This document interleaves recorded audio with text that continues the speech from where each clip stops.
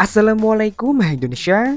Xiaomi melalui brand Poco resmi merilis Poco F5, smartphone hasil rebranding dari Xiaomi Redmi Note 12 Turbo yang merupakan smartphone kelas menengah yang memiliki performa luar biasa.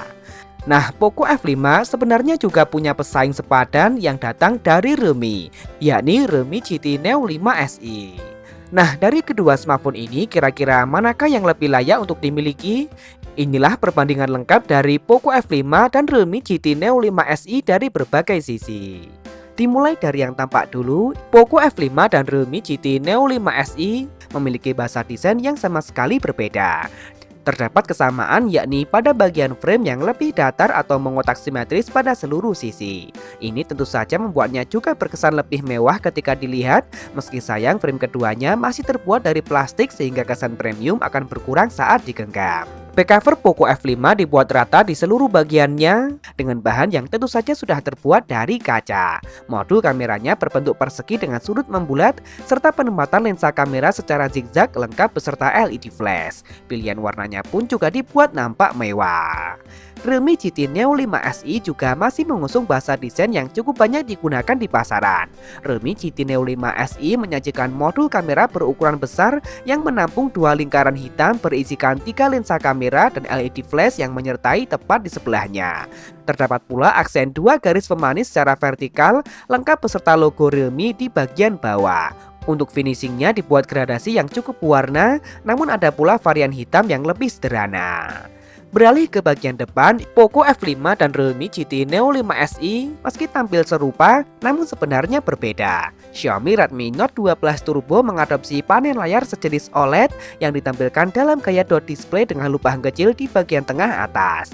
Luasnya mencapai 6,67 inci beresolusi Full HD+, Dolby Vision dan telah mendukung refresh rate mencapai 120 Hz. Sayang sensor fingerprint-nya masih ditempatkan di bagian samping. Ini tentu saja sedikit tertinggal dari Realme GT Neo 5 SE yang telah menempatkan sensor fingerprint-nya di dalam layar. Realme GT Neo 5 SE juga menggunakan panel layar sejenis OLED yang juga ditampilkan dalam gaya lubang kecil di bagian tengah atas. Luasnya mencapai 6,74 inci beresolusi Full HD+, yang spesialnya telah mendukung refresh rate yang lebih tinggi yakni mencapai 144 Hz. Di sektor layar, Realme GT Neo 5 SE memang bakal memberikan pengalaman penggunaan yang lebih maksimal. Namun untuk urusan tampilan tentu saja ini kembali pada selera masing-masing konsumen. Berlanjut pada bagian kamera. Poco F5 membawa konfigurasi 3 kamera belakang dengan kamera utama beresolusi 64 megapiksel dengan menggunakan sensor OmniVision OV64P. Kamera ini pun telah dibekali dengan stabilisasi berbasis OIS. Untuk kamera lain adalah kamera ultrawide beresolusi 8 megapiksel dan kamera makro beresolusi 2 megapiksel. Sedangkan Realme GT Neo 5 SE mengusung spesifikasi yang juga masih mirip. Terdapat 3 kamera belakang dengan kamera utama beresolusi 64 megapiksel namun dengan sensor OmniVision OV64M yang sayangnya masih belum dilengkapi dengan stabilisasi berbasis OIS. Kamera selanjutnya adalah kamera ultrawide 8 megapiksel dan kamera makro beresolusi 2 megapiksel. Kemudian untuk kebutuhan selfie di bagian lubang tadi, Poco F5 dan Realme GT Neo 5 SE sama-sama membawa kamera beresolusi 16 megapiksel. Kedua smartphone ini telah sama-sama support perekaman video hingga resolusi 4K 30 fps untuk kamera belakang dan 1080p untuk kamera depannya.